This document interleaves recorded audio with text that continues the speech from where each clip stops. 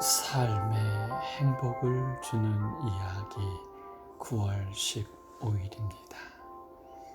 안식 후 첫날 일찍이 아직 어두울 때에 막달라 마리아가 무덤에 와서 돌이 무덤에서 옮겨진 것을 보고 요한복음 20장 1절 예수님께 올인한 마리아, 오늘의 말씀입니다. 안식 후 첫날 일찍이 아직 어두울 때에 막달라 마리아가 무덤에 와서 7 귀신 들렸다가 예수님께 고침을 받은 마리아입니다. 예수님께서 집에 오셨을 때 언니 마르다의 눈총을 받으면서도 예수님의 생명의 말씀으로 새롭게 되기를 갈망하던 마리아입니다. 오빠 나사로를 부활시키신 예수님을 경험했던 마리아입니다. 예수님의 고난과 죽으심의 이야기를 들었을 때 자신의 재산을 팔아 향유를 사서 예수님께 발라드렸던 마리아입니다. 그러나 예수님과의 인연은 여기서 멈추지 않습니다.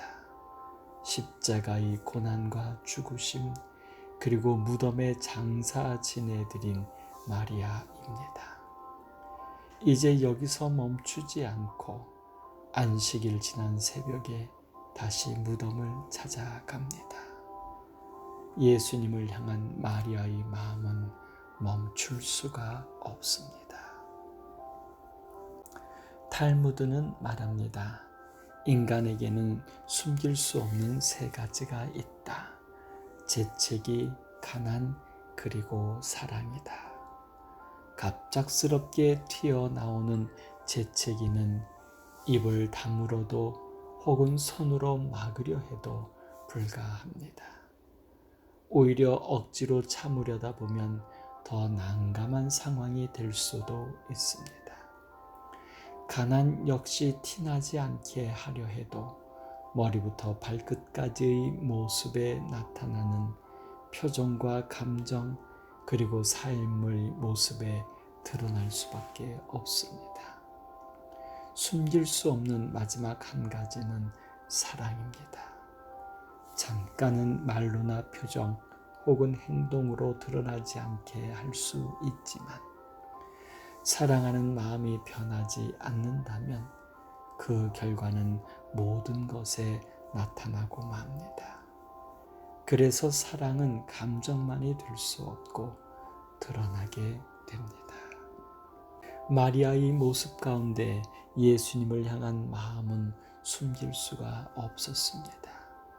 비록 예수님이 죽어 장사 지내었어도 진실된 마음은 멈추지 않습니다.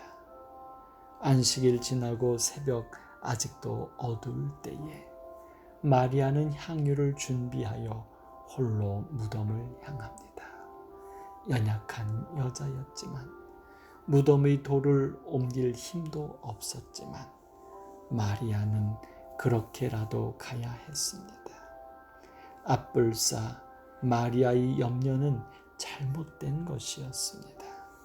무덤의 2올이 굴려지고 열려 있었던 것입니다. 그랬습니다. 무덤의 돌이 굴려지고 활짝 열려 있었습니다. 큰 지진이 나며 주의 천사가 하늘로부터 내려와 돌을 굴려내었던 것입니다. 지키던 자들이 무서워하여 떨며 죽은 사람같이 되었습니다. 그들은 대제사장들과 바리새인들의 명령으로 돌을 인봉하고 무덤을 굳게 지키던 자들입니다. 그들은 예수님께서 살아있을 때에 말씀하신 내가 사흘 후에 다시 살아나리라 한 것을 기억하고 있었습니다. 경기병 중 몇이 성에 들어가 모든 된 일을 대제사장에게 알려 예수님의 부활이 거짓임을 지키려던 것이 오히려 증인들이 되었습니다. 그러나 안타깝게도 무덤까지 온 마리아는 몰랐습니다. 돌이 무덤에서 옮겨진 것을 보고도 예수님의 부활을 기억하지 못했습니다. 예수님은 안약을 사서 눈에 발라 보게 하라고 권면합니다. 간절히 소망합니다.